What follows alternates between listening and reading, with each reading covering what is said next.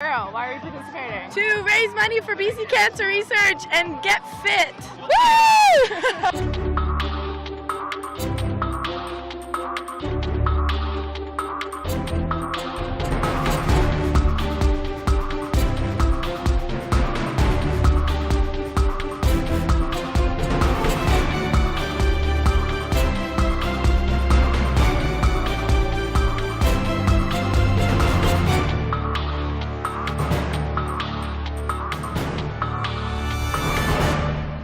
Welcome to Run With It, an exciting show on running, fitness, and nutrition. Remember to check with your doctor before starting an exercise program. On today's show, we have a conversation with Diane and Dr. Doug Clement about their book and their involvement with the Vancouver Sun Run and their lifestyle. We also have a report on the first annual Concrete Hero and a segment on yoga and running with Amy Ho. So let's run with it.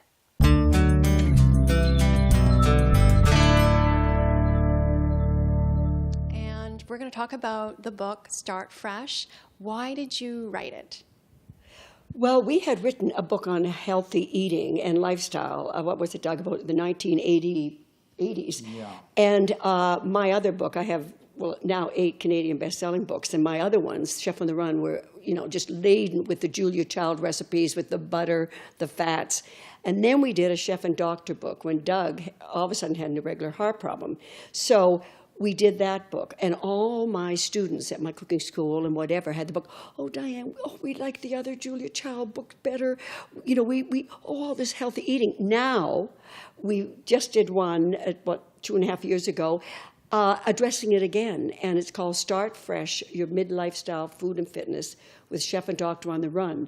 Well, now my former people who had the first book said, I'm using both of them, so that the whole population from midlife up or even below that age are recognizing we've got to move more, eat less, and eat healthy. So we're just delighted that we're able to co-author the book together again. Congratulations. And now, the book is for all ages or for mid? Well, the book is directed to the sort of boomer generation. Obviously, the problem is existent across the whole population. I mean, as you probably know, there's a huge obesity epidemic, not only in North America and Canada, but across the world. Even many countries that you would assume wouldn't have that problem are having it. And so we see basically a very simple situation. The digital revolution is causing us to move less, and the sort of general status of the socioeconomics is providing too much food, and in the competitive food distribution business and in the retailing of food, it's more is better, and we've gone way over the mark. I think we're prepared for a famine that hasn't come yet.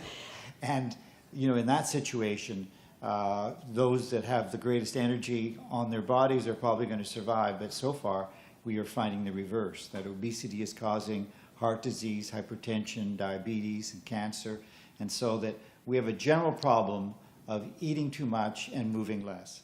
And I think as well that, most women are working now in the workforce, both working, and so it's the fast food era.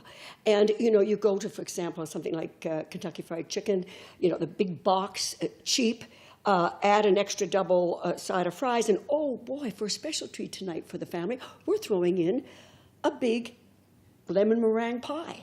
And so, and then people would walk to school with their children. Now they're bused. Now they're taking the Sky Trains, not taking time to exercise. And I think there's a whole revolution now in the schools where they're now having what they're calling healthy gardens, and they're starting to teach the children how to start growing healthy foods. For example, when the great English chef went to the States to try to get people getting healthy, our famous Jamie, he put the vegetables on the table at the schools, and somebody said, "What's that?" He said, "That's a tomato." So, we have to educate people to eat healthier and to move more, do more activities with the family. So overall, I think, as Doug said, we have to address, we have a health issue from every age. around the world, and we hope that Canada will lead the way. Richmond, British Columbia, for example, is the healthiest city, which we're very proud of, in all of Canada. And the aging population are out walking and enjoying life and eating healthier. Yeah, that's proven in that British Columbia, as a province against the rest of Canada, has the longest life expectancy. And I think it's because the cutting edge, if you will, of the fitness movement and awareness of food intake, which in some ways has been surrounding the support that's given by the Vancouver Sun to the Vancouver Sun Run. As you know, for 6 months of the year, virtually their lifestyle pages are filled with sort of articles that will educate the population in regards to the need to eat less and move more. And this sort of media, shall we say, invasion into this area is really important in changing the lifestyle of Canadians. And when you think, when we went, it'll be our 30th anniversary coming up next April of the Sun Run, the Vancouver Sun Run. And we went with Dr. Jack Taunton, who was with the Sports Medicine with Doug and Cheryl and some of our committee to the Sun. And we said, we feel in Vancouver we can have one of the healthiest fun runs in the world eventually, a 5K, 10K walk run. And they said, and we'd like the Sun to sponsor it, but they said newspapers don't sponsor fun runs. So we said our running clubs, the medical, the media, we will do it all. And the first year we had 3,500 down Georgia, walking, running, and now we've hit the max, I think about 55,000, 10,000 walkers. And people will come up and say, you've changed our lives. So we're so fortunate to have the Vancouver Sun on board and to have something that shows the world that, yes, we can be healthier. And it's physical literacy, right, that we're talking about. It's educating everyone from all walks of life that you can lead a healthy lifestyle, but it's not just exercise alone. No. As a matter of fact, you can't possibly solve the obesity problem worldwide with exercise. It's got to be combined with judicious use of food. There are studies that show that there's been something close to a 40% increase in the number of calories that are consumed by North Americans over the last 20 years. And so that you can see the rise in food and the obesity line are identical. Undoubtedly, there are some genetic causes in some individuals for them to be the size and shape they are. But at the same time, we see those individuals suffering more of the chronic illnesses like diabetes, heart disease, and hypertension. So it's a complex and yet very simple thing. We have to eat less and move more. Right, and it's all about choosing the right foods, but what are some suggestions or tips that you could give, like, simple steps, like taking the stairs instead of taking the elevator? Those are the simple steps that you can take, one step at a time. Absolutely, and walking everywhere. And Doug has a pedometer that he wears. They have Tractivity. They have many coming out now. So you can actually have the recording of how far you've walked and how many calories you burn. And it's a matter of just, as you say, opening that door and walking, or walking up a few, floors to your office, taking the break at lunch hour. Now, we live downtown on Cole Harbour, and, it's great to see at noon hour the number of people, and I think the Sun Run has a lot to do with that, out in groups. And if you're not part of that office team, you say, you're out of it, like you become part of our family team, and you see them walking, you see some jogging, you see all ages, and you see the executive of the company with the secretary. And so, you see them networking while they're running and feeling better about it themselves, coming back, being more efficient in the afternoon. And I think the one key thing is that it makes you feel better, as you know, because you're very active in running and keeping fit as well, is that what it does to your mind as well. That, and many executives will say to us, and staff, that, oh gosh, I've had a heck of a morning, but you know what? I came back and said, I can solve that problem. And I think that's with families that take time to take the children for a hike on the weekend, cycling together, just physically participating and cutting back on those Forget those odor aisles with those encouraging giant bags of potato chips and the giant bottles of Coke. Start looking at eating healthy.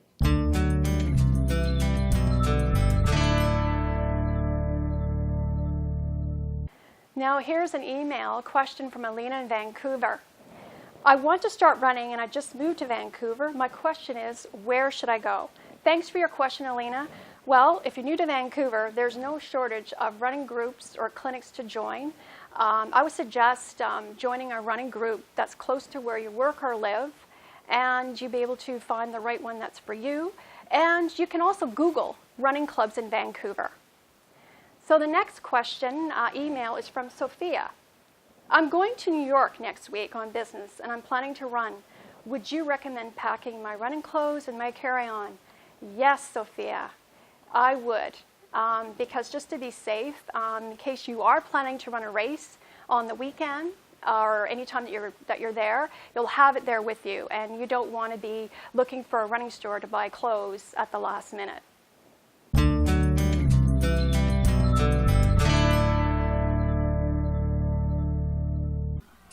Thousands of participants took part in the first annual Concrete Hero to help raise funds for BC Cancer. So, Doug, what is your role here for the Concrete Hero? I'm the president and CEO of the BC Cancer Foundation. And is this the first annual event? This is the first time Concrete Heroes happen anywhere in Canada, and we're thrilled to have it here in Vancouver. A lot of people having a great time raising money to support cancer research here in British Columbia. Concrete Hero, why are you participating? To raise money for BC Cancer research and get fit. Woo! Yeah, it's for work too, where it's a team building thing as well, so it's good. Yeah, we work together. Yeah, we did a donation, Styles by Donation, and we raised money because we're all hairstylists. So, Concrete Hero, is that meaning everyone wants to be a hero? We know a lot of people want to do something more than just a conventional run or a walk, and this is a great opportunity for people to get a little bit out of their comfort zone, raise money for a great cause, and have a really good time. My grandfather has prostate and bone cancer right now, so he's fighting it right now. I figured I could do this to show my support. Well, there's 9 obstacles over 9 kilometers, and it's a bit of a mystery for some of us, including me, what all of the obstacles are going to be, but it's going to be a way to challenge people, have a good time. The'll be people helping each other out on the course. It is a race, but we all win by being a part of Concrete Hero, raising money for cancer research. Yes, and all levels of abilities. Yes, there's people there's people in great shape, and there's people that are really out here doing this as part of their early training exercise to get in better shape. All shapes and sizes, raising money for cancer research, and having a great time.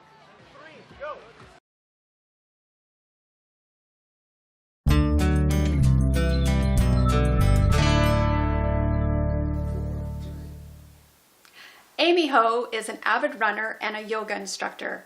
Today, she tells us how she incorporates yoga into her running routine. So, Amy, you've been practicing yoga for 5 years, and you're also a runner. So, which came first, yoga or running? Yes, I've been practicing yoga for 5 years. Running came first.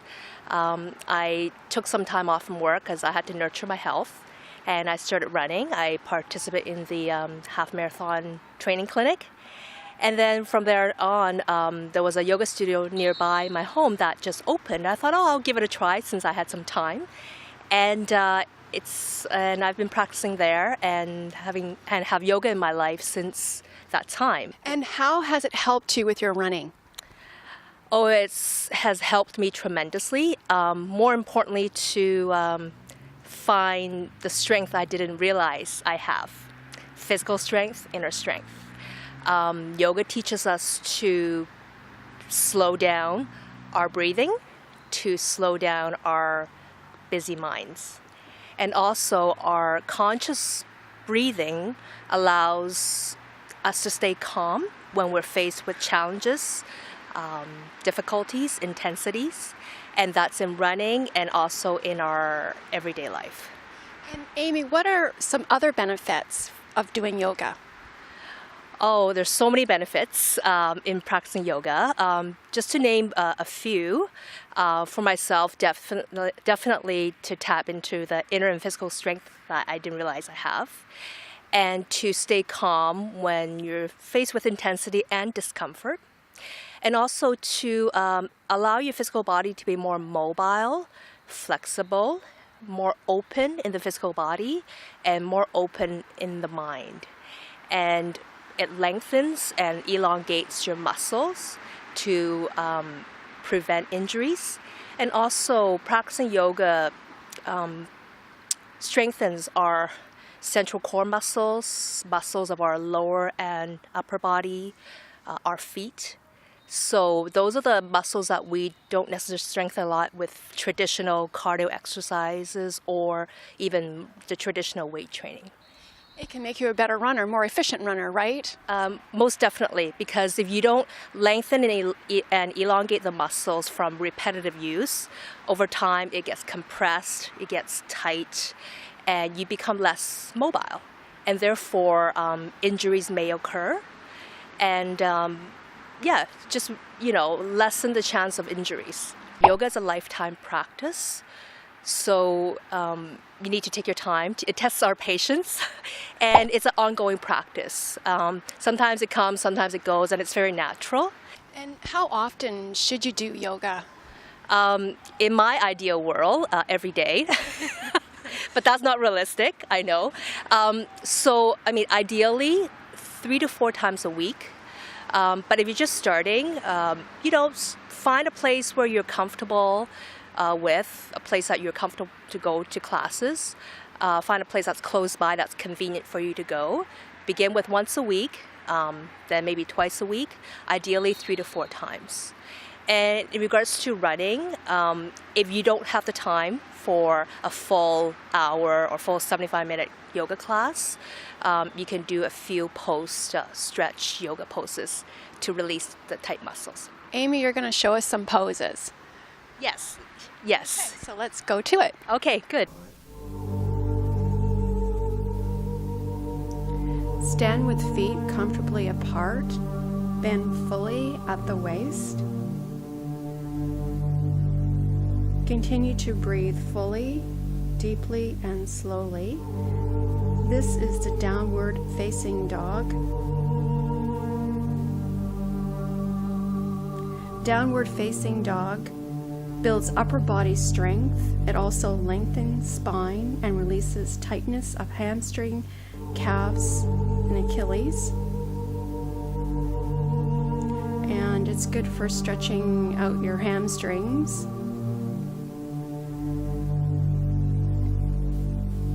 And continue to stretch.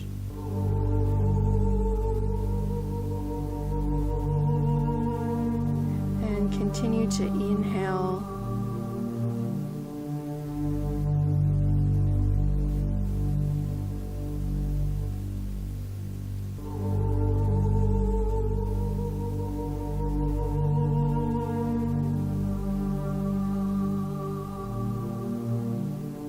And slowly rise up.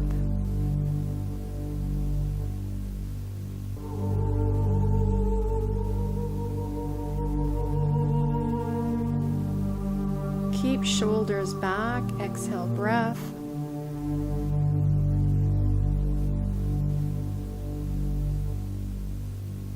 Stay for a few breaths.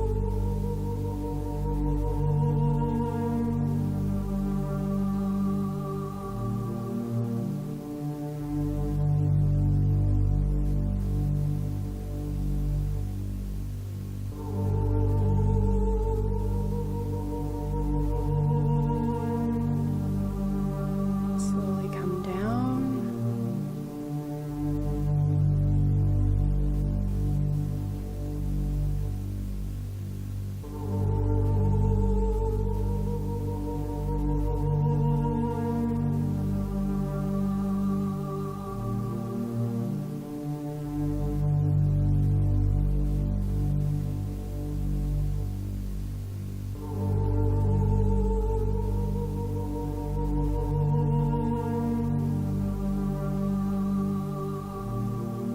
Stay for about 8 to 10 breaths, or as long as breathing is steady, slow, and calm. Slowly exhale.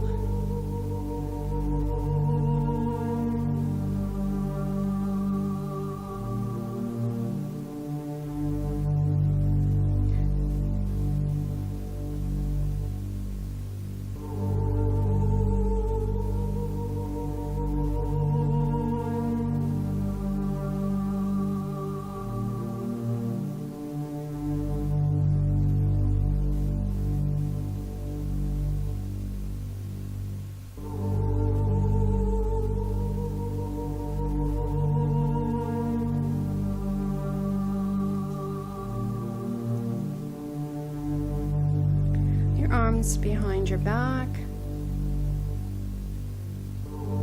And this is the pyramid pose with left leg back.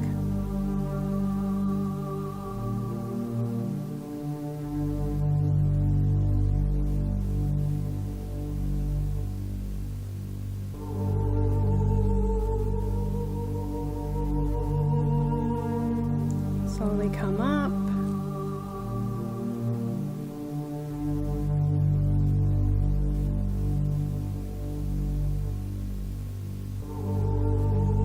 And now for a sitting pose. If it's more comfortable, you can use blocks.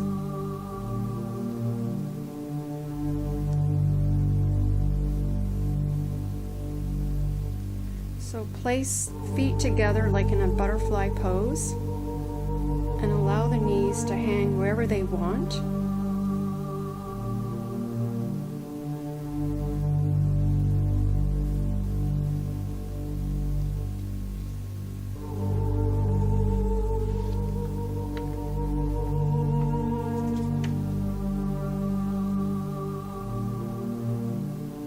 Continue to breathe deeply, fully, for about 8 to 10 breaths.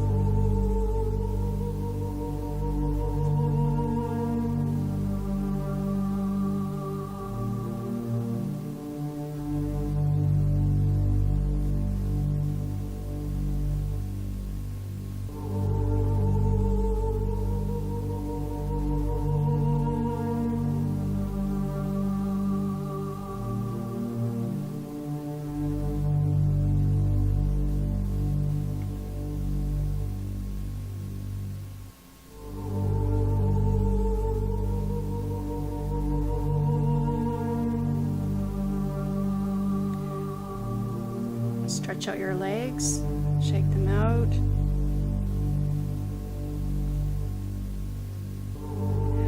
All these poses can be practiced at home before or after your run.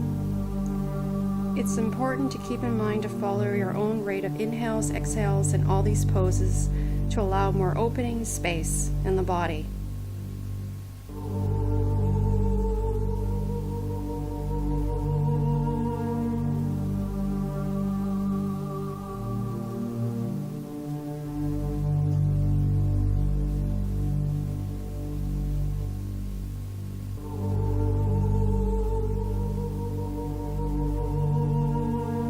As you continue to practice your own rate of calm and slow breathing in and out through your nose, this technique will also benefit your run.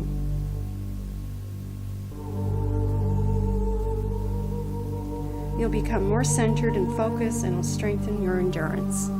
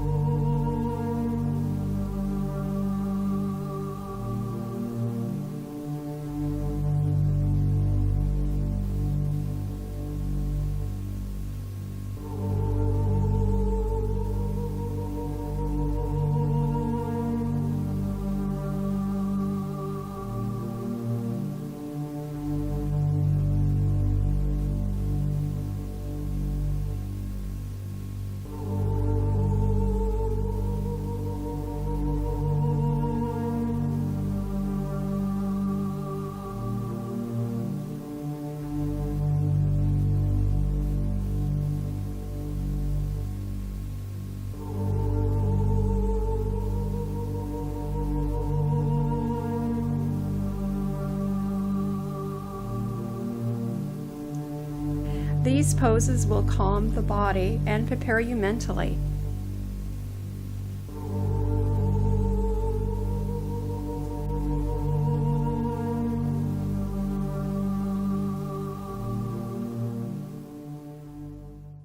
Thank you for watching. Keep those emails coming. Until next time, run with it.